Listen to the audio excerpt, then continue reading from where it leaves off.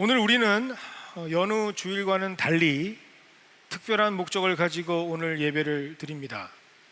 그 목적은 선교를 위해서 특별하게 하나님께 부르심을 받은 사람들, 특별히 4명의 우리 단기 선교사를 임명하고 그들을 파송하는 예배를 드리는 거죠. 하나님께서 기다리시는 나라, 하나님께서 부르시는 나라 니카라과로 우리는 파송하기 위해 이 목적으로 오늘 예배를 드립니다. 그러므로 오늘 우리는 이 시간을 통해서 과연 하나님께서 말씀하시는 선교는 무엇이고 어떻게 우리는 이 선교를 감당해야 하는지 다시 한번 함께 나누는 시간이 되기를 원합니다. 먼저 선교는 무엇인가? 그 정의에 대해서 함께 나누기를 원합니다. 먼저 선교라는 뜻을 우리가 살펴볼 필요가 있겠습니다. 이 선교라는 단어, 사실 우리가 사용하고 있는 이 선교라고 하는 단어는 한자어죠. 한자의 뜻을 차용해서 쓰고 있습니다. 한자로는 베풀 선 그리고 가르칠 교라고 하는 단어를 합성해서 사용하고 있습니다. 결국 우리가 믿고 있는 종교, 우리가 가지고 있는 가르침을 그들에게 베푼다, 알려준다라고 하는 뜻이 바로 선교입니다. 영어로 사용될 때는 우리가 잘 아는 것처럼 미션이라는 말을 씁니다. 그런데 이 미션이란 말은 보낸다라고 하는 뜻, 결국 이 의미를 가지고 있는 라틴어 미토라고 하는 것에 근이 되는 그 어원적에서 의미를 찾아서 파생되어진 뜻으로 우리는 사용하고 있습니다. 굉장히 중요한데요, 오늘 우리가 파송 예배를 드리는 것이 바로 이것 때문에 그렇습니다. 왜냐하면 선교는 가는 것이 아니라 선교는 보내지는 것이기 때문입니다. 하나님의 보내심을 입어서 나아가 하나님의 뜻을 전하는 것, 그것이 바로 선교라고 하는 것이죠. 그런데 여기에서 우리는 자연스럽게 의문 하나가 생깁니다. 기독교를 전하는 것, 그리고 복음을 전하는 것이라면 전도라고 해도 크게 이상이 없지 않을까요? 아닌가요? 지금 제가 하는 게 저 팬 때문에 시끄러워서 안 들리는 건 아니시죠? 그 팬을 잠깐 좀 소리를 줄일까요? 죄송합니다. 조금 덥더라도 잘 안 들린다는 분들이 계셔서 조금. 이제 잘 들리나요? 제가 그럼 질문을 다시 드리겠습니다. 굳이 선교라는 말을 써야 될까? 이런 이야기가 있다면, 기독교를 전하는 것, 복음을 전하는 것이 전도라고 한다면 굳이 전도라는 말을 쓰면 되지 선교라는 말을 써야 될 이유가 있을까라고 하는 것이죠. 그렇다면 여기에서 의문이 생기죠. 그러면 전도라는 뜻은 뭘까? 전도의 뜻을 알려드립니다. 전도 역시도 한자를 차용해서 쓰고 있습니다. 전할 전자 그리고 길 도자입니다. 그래서 많은 사람들이 그러면 교회도 도를 하십니까? 라는 건 아닐까라고 생각을 하는데 그 도자 아닙니다. 길 도자가 됩니다. 길을 알려주는 사람들, 결국은 우리가 신앙, 우리가 살아야 할 삶의 도리, 하나님께서 우리에게 말씀하신 그것을 알려주는 것이 전도다라고 하는 것이죠. 헬라어로 보면 좋은이란 뜻이고요, 그리고 앙겔리아라고 하는 소식이란 뜻이 합성어로 전해져 있습니다. 결국에는 좋은 소식, 하나님의 기쁜 소식을 알려주는 것이 뭐라고요? 전도라고 말합니다. 그러면 선교와 전도가 같은 뜻 아니겠습니까? 여기서 여러분들 다르다라고 하는 것을 느끼십니까? 결국에는 궁극적으로 선교와 전도는 같은 의미를 가지고 있는 동의어라고 하는 사실이죠. 예수 그리스도의 복음을 알려주고 믿음이 없는 자에게 믿음이 생길 수 있도록, 그들의 삶 가운데 예수님께서 주인 되어주시는 삶이 될 수 있도록 인도하고 하나님의 나라가 확장되어지는 삶의 주인공이 될 수 있도록 같은 목적으로 행할 때 쓰는 단어가 바로 전도이자 선교이기 때문입니다. 그런데 왜 굳이 선교도 전도라고 하면 될 것을 왜 선교라고 하는 단어를 써서 구별하고 있는 것인가? 혹시 이 차이를 여러분들 아십니까? 네, 빨리빨리 하겠습니다. 혹자들은 이렇게 얘기합니다.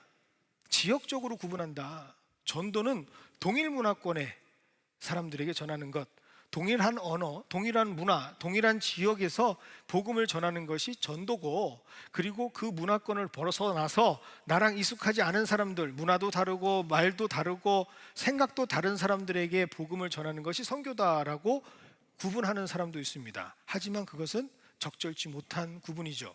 왜냐하면 국내 선교라는 말도 있기 때문입니다. 처음 들어보셨나요? 국내 선교라는 말도 있잖아요. 그러면 전도는 뭐고 선교는 뭔가, 여러분 여기서 확실하게 우리가 깨달아야 합니다. 선교와 전도는 구별돼서 사용할 수밖에 없는 범주의 차이가 있기 때문입니다. 즉 복음을 전하는 행위가 구분될 수밖에 없다라는 거죠. 여러분, 전도는요, 그 대상에게 직접적으로 전하는 것을 전도라고 말합니다. 여러분, 전도할 때 우리가 뭘 나눠주죠? 전도지라는 걸 나눠주죠. 그래서 직접적으로 전하는 행위를 전도라고 얘기하고요, 선교는 뭐라고 얘기하느냐? 전도보다는 조금 더 포괄적인 의미로 그 모든 것들을 포함하고 있는 내용을 선교라고 말합니다. 여러분들이 혹시 선교를 가면 많은 분들이 말합니다. 머리를 깎아주는 게 뭐 그게 전도야? 아니요, 그건 선교입니다. 우물을 파주는 게 무슨 그게 선교야? 아니요, 그건 선교입니다. 왜냐하면 전도를 할 수 있도록 모든 과정과 순서와 그 제반 사항들을 함께 포함하고 있는 행위를 선교라고 하고 있기 때문이죠. 그래서 태권도도 선교가 될 수 있고요, 미용도 선교가 될 수 있고요, 아이들에게 VBS를 하는 것도 선교가 될 수 있는 겁니다. 그래서 선교를 여러분들 폄하하시면 안 됩니다. 하나님의 뜻을 전함에 있어서 그 모든 목적을 이루는 범주들을 포함한 이야기를 다 선교라고 말하는 것이죠.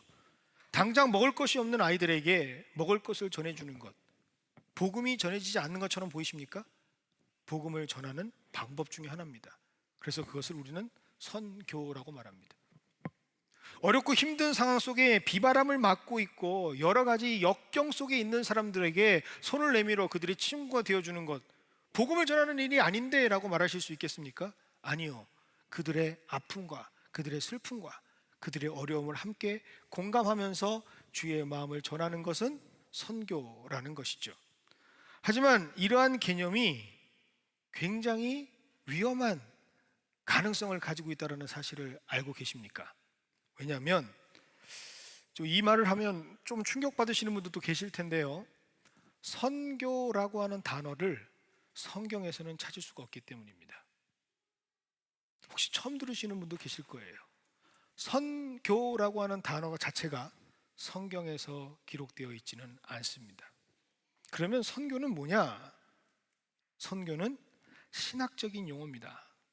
성경에서 말씀하신 그 무엇을 설명하기 위한 신학적 용어가 바로 선교라는 것이죠. 그런데 문제는 뭐냐? 이 신학적인 용어를 성경에서부터 시작해서 설명하는 것이 아니라 그 과정이 없이 그냥 신학적 용어를 가지고 시작하는 것이 문제라는 것이죠. 성경의 어떠한 내용을 선교라고 말하더라 설명을 한 후에 여기에서부터 선교는 이런 것입니다 라고 말하는 것이 아니라 그러한 하나님의 말씀과는 전혀 상관없이 선교는 이것입니다 라고 여기에서부터 시작되어지는 선교가 가장 어렵고 문제가 다분한 선교가 될 수 있다는 사실입니다. 선교를 정확하게 할 수 있고 분명하게 할 수 있고 하나님의 뜻 가운데 행할 수 있기 위해서는 우리가 어디서부터 시작해야 된다고요? 하나님의 말씀에서부터 시작해야 되는 것이죠. 그런데 우리는 선교라는 것을 시작할 때 하나님의 말씀으로 시작하는 것이 아니라 지금까지 익숙하게 들어왔고 배워왔던 신학적 개념으로 선교를 시작한다는 것이 우리에게 큰 문제점을 가져다 줍니다. 본래의 의미와는 점점 다른 모습으로, 그러니 선교가 변질되어져 가고 있는 것이죠. 원래 무엇을 선교라고 이야기하는지 충분히 알려주지 않고 원래 선교가 무엇인지 성경 안에서 찾아서 그것에 대한 말씀을 전하는 것이 아니라 선교는 이런 것입니다 라고 이미 성경과는 전혀 상관없는 것처럼 그 첫 출발이 잘못되어 있는 모습 때문에 지금 선교는 하나님의 선교와는 전혀 다른 선교의 모습으로 변질되어져 가고 있는 것을 우리는 솔직히 고민할 수밖에 없습니다. 그 중에 하나가 뭘까요? 선교는 사명이다. 성경에 써 있나요? 선교는 예수님의 명령이다. 예수님이 명령이라고 직접적으로 얘기하셨나요? 선교는 교회의 목적이다. 중요합니다. 그럴 수 있습니다. 하지만 예수님께서 그렇게 말씀하셨나요? 선교는 교회의 마지막 운명이다. 성경에서 그렇게 얘기했나요? 왜 그런가? 충분하게 성경의 말씀을 통해서 설명하거나 공감되어지거나 이해되어지는 과정 없이 선교는 이런 것입니다 라는 말부터 시작하는, 신학적 이해에서부터 시작하는 선교는 하나님과는 상관없는 선교가 될 수 있다는 위험성을 여러분 꼭 기억하셔야 한다는 사실이죠. 특별히 오늘 말씀으로 주신 마태복음 28장을 근거로 하면서 많은 신학자들이 또 교회의 리더들이 이렇게 얘기합니다. 예수님의 지상 명령이다. 예수님께서 이게 너희에게 하는 명령이다라고 직접적으로 말씀하신 적이 있을까요? 아유, 목사님, 이렇게 보면 이게 지상 명령이잖아요. 예수님께서 그렇게 말씀하셨냐고요. 어느 순간 우리는 예수님께서 하신 말씀보다는 우리 기독교가 가지고 있는 문화와 전통에 익숙해져서 말씀과는 단절된 것 같은 모습으로 신앙생활할 때가 너무 많습니다. 예수님께서는 명령이라고 하셨다면 왜 명령인지 분명하게 설명을 해 주십니다. 예수님께서 그것이 사명이라고 말씀하시면 그것이 왜 사명일 수밖에 없는지 너무나도 자세하게 말씀해 주시는 분이 바로 우리 예수님입니다. 예수님께서 왜 그래야 하는지를 알려주시기 위해서 3년 동안이나 제자들과 함께 하시면서 작은 물음까지도, 정말 어처구니 없는 물음까지도 답해 주시고 함께 하셨던 그 이유가 바로 거기에 있기 때문이죠.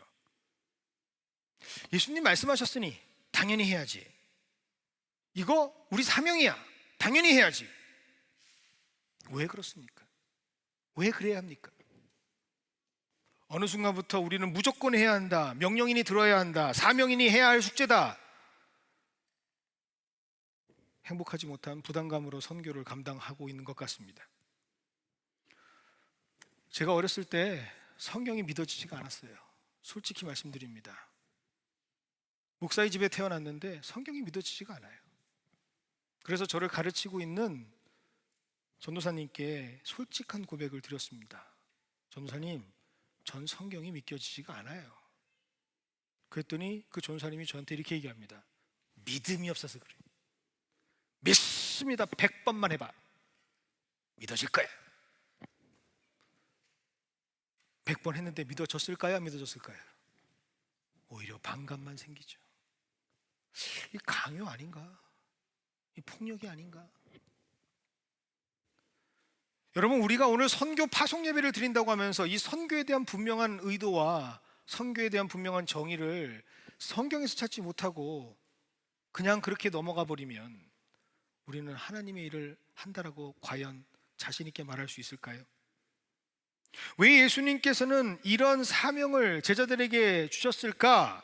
철저하게 성경에서 예수님의 뜻을 발견하고 그 말씀이 하나님의 말씀이 살아 운동력이 있어 우리를 움직이게 하고 우리를 뜨겁게 만들고 우리를 움직이는 하나님의 사람으로 변화시킬 때 그것이 가능한 것이지, 주입해서 설명한다고 되는 것이 아니다라는 사실을 꼭 기억하시길 바랍니다. 하나님께서 역사하시는 힘이 아닌 사람의 의도적인 계획이라든지 인위적인 노력은 하나님의 것으로 열매 맺지 못하기 때문입니다. 하나님께서 왜 이것을 행해라 하셨는지 그 참된 의미를 알지 못하고 그저 행함으로써 그 결과를 얻게 된다면, 죄송한 표현이지만 그 열매는 참담하고 암담한 열매로 맺어집니다. 언제부턴지 우리는 선교를 왜 해야 하는지는 말하지 않고, 왜 선교가 필요한지는 말하지 않고 선교를 해야 한다라고 하는 것에만 집중하고 있기 때문이죠. 이것은 하나님의 말씀이라기보다는 무브먼트, 즉 운동입니다. 어쩌면 하나님과 상관없는 모습이 될 수도 있습니다. 단순히 사명이다, 명령이다, 숙제다, 그러니까 해야 한다, 정말 그럴까요? 많이 여러분들 지금 갈등하시면서 말씀을 들을 겁니다. 그런데 제가 하나 예를 들어드릴까요? 여러분, 세계 선교에 앞장섰던 나라들 지금 어떤 모습인지 혹시 아시나요?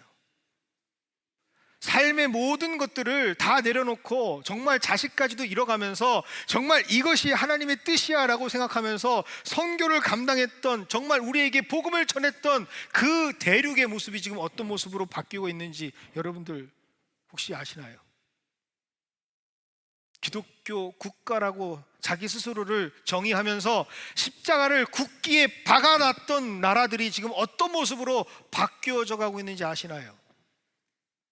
지금 유럽 대륙은 점점 해교도의 나라가 돼가고 있습니다.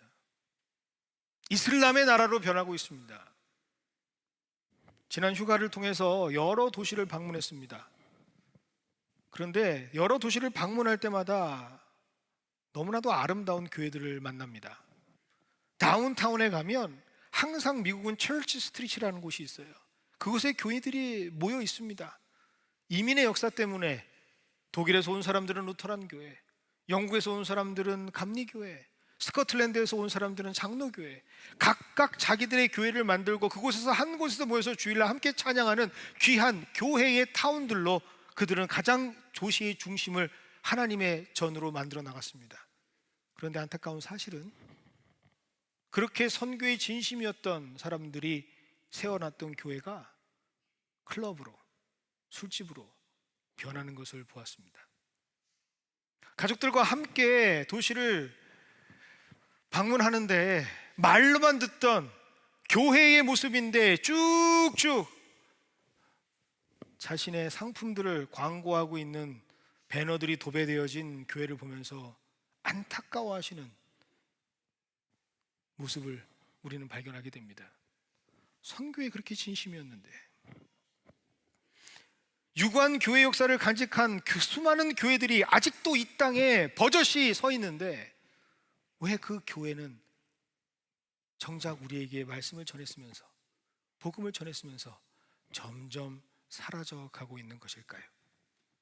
물론 지금도 어떤 상황 속에서든지 하나님의 그 복음을 붙잡고 어떻게든 지켜가려고 노력하시는 분들이 있습니다. 성급한 일관화의 오류를 범하고 싶지는 않습니다. 하지만 우리가 꼭 생각해 봐야 한다는 것이죠. 그렇게 목숨을 걸고 선교를 하겠다라고 자신의 모든 것을 내어놨던 사람들이 행했던 그 선교의 그 출발점은 왜 그런 모습을 가져야 하는 것일까요? 사명이다, 지상 최대의 명령이다, 그래서 우리는 이것을 해야 한다라고 당위성을 제시하고 행할 수 있는 근거가 될 수 있겠습니까? 그래서 우리는 오늘 하나님께서 우리를 선교하게 하신다면 왜, 무엇 때문에, 어떤 방식으로, 어떤 의미로, 어떤 마음으로 그런 말씀을 하시는지, 어디에서? 그 누구의 말이 아니라 성경에서 찾아야 한다는 사실이죠. 오늘 역사적 흐름에 따라서 사도행전 1장을 먼저 말씀을 보겠습니다. 사도행전 1장 6절부터 8절까지의 말씀을 제가 봉독해 올리겠습니다.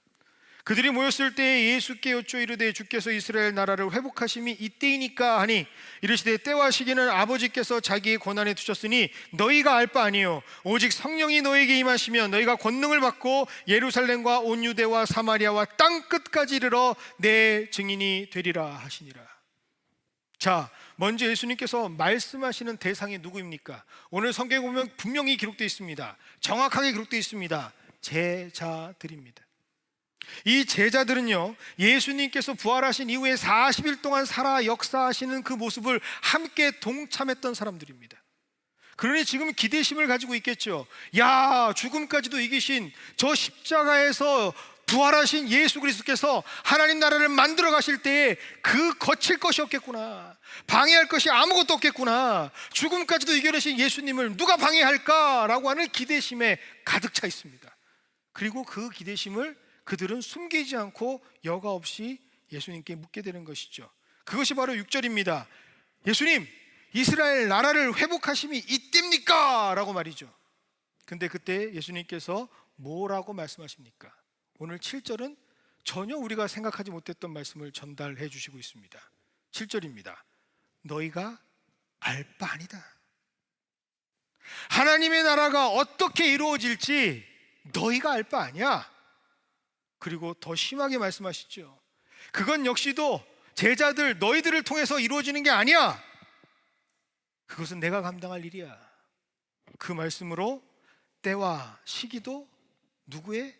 아버지 권한에 두었다라고 말씀하시는 겁니다. 전혀 상관없는 것처럼 말씀하십니다. 이 땅을 하나님 나라로 만드는 것, 이 땅을 하나님의 뜻 가운데 만드는 것은 누구의 권세에 있다? 누구의 권한에 있다? 하나님 권한에 있는 겁니다. 분명하게 구별을 해주시고 있습니다. 그렇다면 이 땅의 모든 일을 감당하시는 하나님의 역사를 만들어 나가는 사람은 누가 되는 것이죠? 하나님의 사람이 되는 것이죠.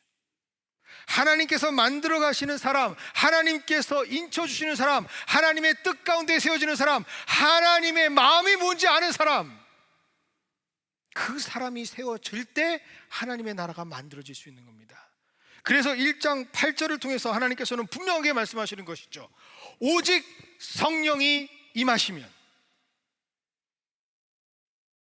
오늘 예수님께서 그들에게 원하셨던 모습은 선교라기보다는 그들의 인생 가운데에 성령이 임하시기를 원하셨던 것이죠. 성령이 임하게 되면 그 성령이 임한 사건을 통해서 그가 증인이 되고, 그 증인이 되면 그가 노력하지 않아도 성령께서 이끌어 가시는 삶이 되어서 온 유대와 사마리아와 땅끝까지 전할 수밖에 없는 증인이 된다라는 사실입니다. 그럼 오늘 성경에서 가장 중요하게 우리가 붙잡아야 하는 말씀은 뭔가요? 전하라는 말씀입니까? 아니면 성령을 받으라라고 하는 말씀입니까? 여러분, 목회자가 목회를 하는 게 목적입니까? 아니면 하나님의 뜻을 행하는 것이 목적이 되어야겠습니까? 아무리 목회자가 적어지는 세상이라 할지라도 목회자만 계속해서 키워나가는 세상이 옳은 세상입니까? 아니면 적은 숫자라도 하나님의 뜻이 무엇인지, 하나님의 소명이 무엇인지, 성령께서 임재하시는 하나님의 역사 가운데 함께하는 사람이 주의 일들을 감당하는 게 옳은 모습입니까? 먼저 성령을 받고 권능을 받아 예수의 증인이 되는 것을 지금 예수님께서는 원하고 계십니다. 그런데 언제부턴가 우리는 이 모든 상황, 이 가장 중요한 그 단계를 뛰어넘어서 가서 전하는 것에만 집중하고 있다는 것이죠. 뭘 전하려고 하십니까? 뭘 그들에게 베풀려고 하십니까? 우리가 베풀고 전하고 우리가 함께하고 우리가 증인되어야 될 사건은 하나님께서 역사하신다. 예수 그리스도가 나의 주인 되신다. 그 주인께서 너의 인생의 주인공이 되실 때 너의 인생은 달라질 수밖에 없다. 나의 인생이 그렇기 때문이다 라는 증언밖에 없습니다. 증거밖에 없다라는 사실이죠. 근데 우리는 언제부턴가 이러한 가장 핵심적인 하나님께서 원하시는 내용에는 집중하지 아니하고 가서 전하는 것에만 집중하고 있기 때문에 어쩌면 우리가 원하는 모습보다는, 하나님께서 원하시는 모습보다는 전혀 다른 모습으로 선교가 병행되어지고 있는 것을 우리는 볼 수 있습니다. 이 과정 없이는 선교도 없습니다. 우리가 성령을 받지 않고는, 우리가 하나님의 증인이 되지 않고는 선교를 떠날 수가 없는 것이죠. 그래서 오늘 선교 파송 예배를 통해서 간곡히 부탁드립니다. 우리 4명의 선교팀에게 필요한 것이 무엇입니까? 가장 필요한 게 뭘까요? 물자일까요? 사람일까요? 노력일까요? 열정일까요? 아니에요. 가장 필요한 것은 성령께서 임하여 주시는 것입니다. 그 성령께서 임하여 주실 때 그들이 증인이 되어서 세상을 향해 나가서 하나님을 전할 수 있는 것이지, 그 성령이 없이는 나가서 무엇을 전하겠습니까? 나의 노력? 나의 열정? 나의 사랑? 그 결과는 무엇일까요? 하나님이 없는 외침일 뿐입니다. 성령이 임재할 때만이 하나님께서 무엇을 행하고 계시고 예수님께서 직접 행하신 일들이 무엇인지를 깨닫게 되고 우리 또한 성령께서 어떻게 인도하시는지를 똑바로 볼 수 있는 복음의 증거자가 될 수 있기 때문입니다. 그래서 여러분 오늘 이것을 위해서 기도해 주시기 바랍니다. 우리 파송되어지는 단기 선교팀에게 가장 필요한 게 있다면 무엇이라고요? 바로 성령의 임재입니다. 여러분 이것을 위해서 함께 기도해 주시기를 바랍니다. 그러므로 성령은 명령이기 때문에, 사명이기 때문에 행할 수 있는 것이 아니라, 행해야 하는 것이 아니라 성령께서 주권적으로 임하시는 그분의 역사심에 초대되는 축복이 되는 것이죠. 숙제라기보다는 하나님의 거룩하신 인도하심에 동참되는 것입니다. 이 사실을 먼저 안 다음에 이 토양 안에서 우리가 말씀을 붙잡아야 하는 것이죠. 그것이 마태복음 28장 16절부터 20절까지의 말씀입니다. 제가 봉독해 올리겠습니다. 11 제자가 갈릴리에 가서 예수께서 지시한 산에 이르러 예수를 배웠고 경배하나 아직도 의심하는 사람들이 있더라.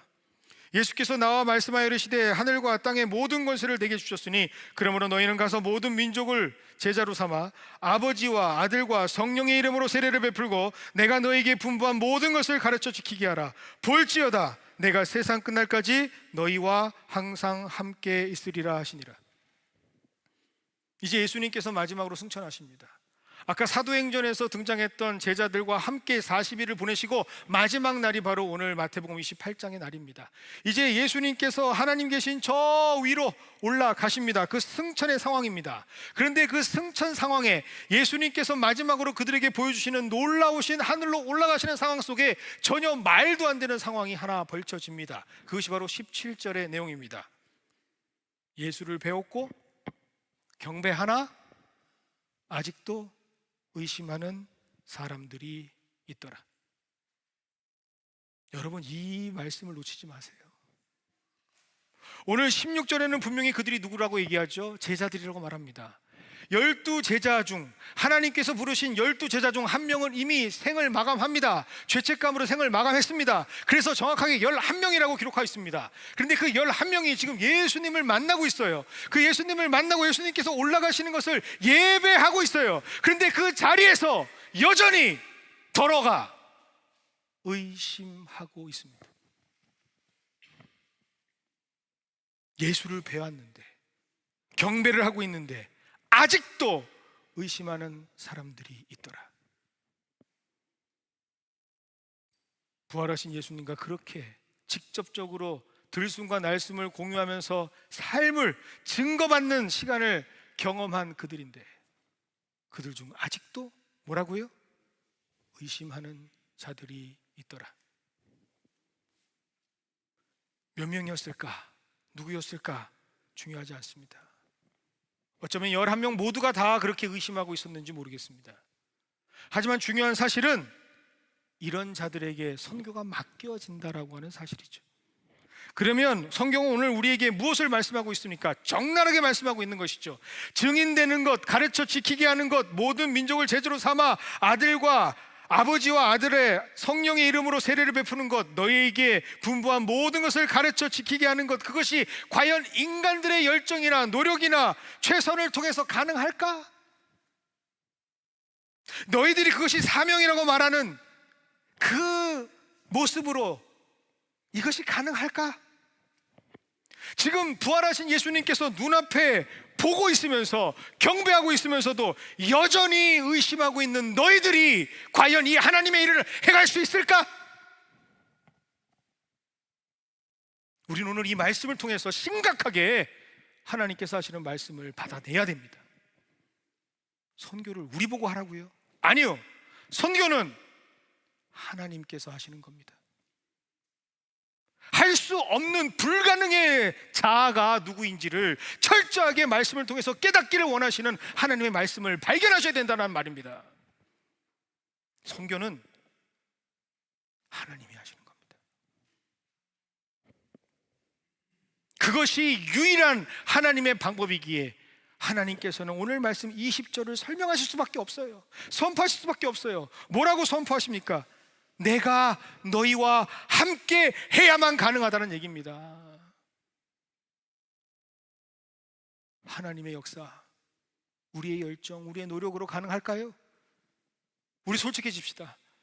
우리 신앙생활 한다고 하면서 얼마나 많은 시간을 하나님의 뜻 가운데 살아갑니까?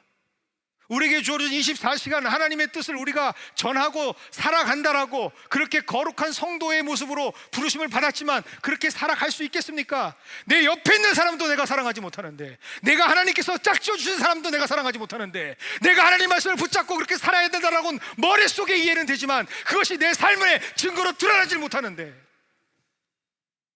내 모습을 통해 하나님이 드러난다고요? 우리 솔직해집시다. 우리 하나님의 일을 감당할 수 있는 사람들 아닙니다.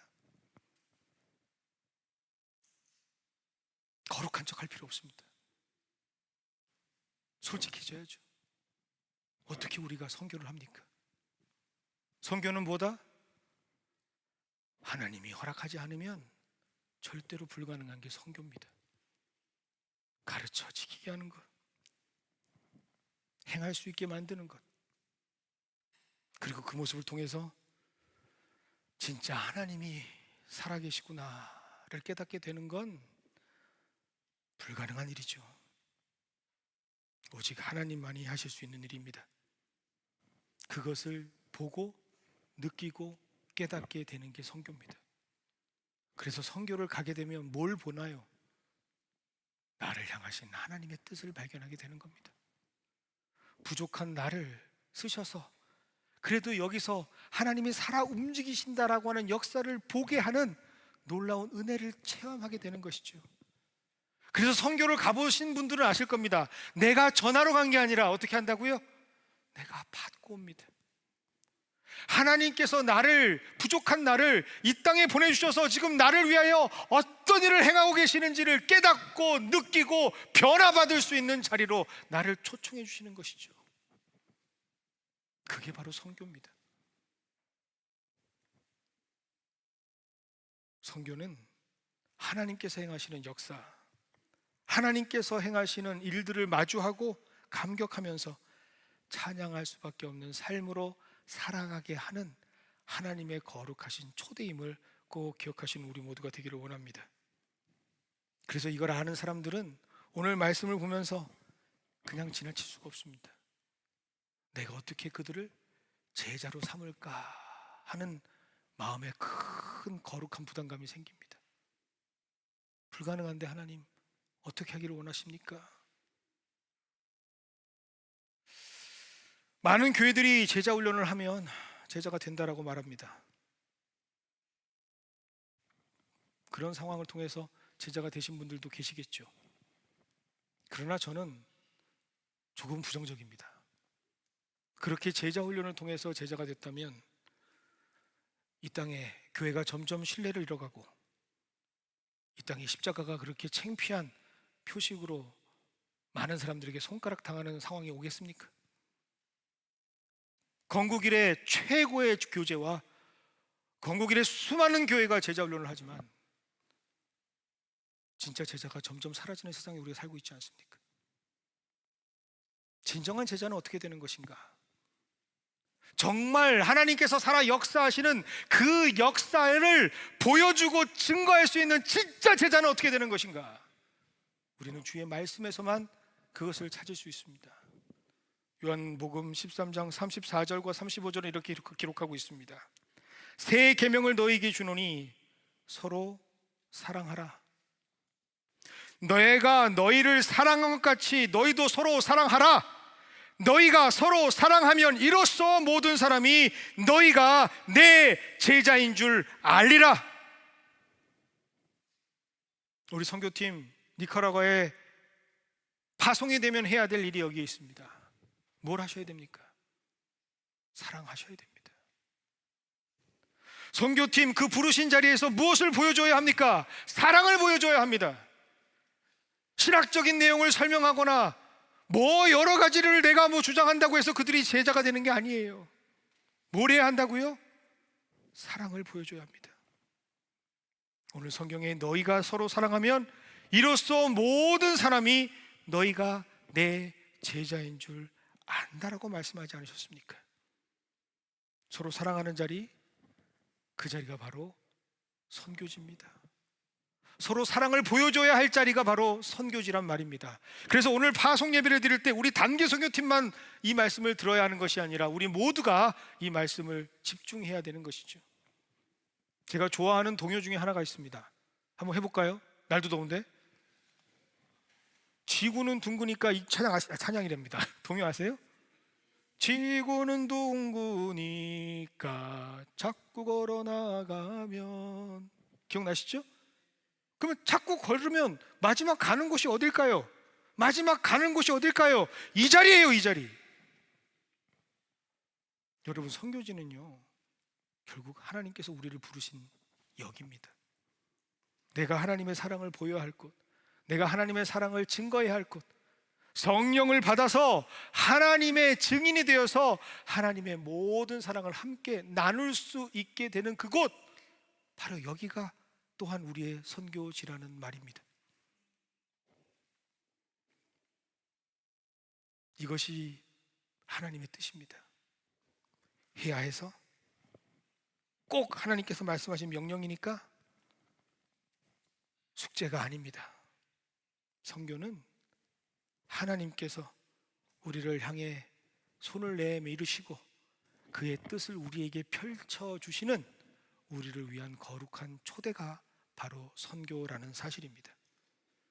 이것이 행해지는 그 역사를 맛보는 것이 그래서 선교의 참뜻을 깨닫고 우리가 행해야 되는 귀한 하나님의 뜻임을 꼭 깨닫는 우리 모두가 되기를 원합니다. 이 초대에 우리 단기 선교팀과 우리 교회가 함께 초대가 된 겁니다. 서로 사랑하면 우리가 제자인 것을 깨닫게 됩니다. 한 명이 아니라 두 명이 아니라 세상 모두가 다 깨닫게 됩니다. 그리고 그 모습을 통해 하나님을 발견하게 됩니다. 이 거룩한 선교, 오늘 그리고 내일 그리고 우리가 하나님께 부름받는 그 시간까지 끊임없이 증인으로서 감당할 수 있는 귀한 교회가 되기를 주님의 이름으로 축원드립니다.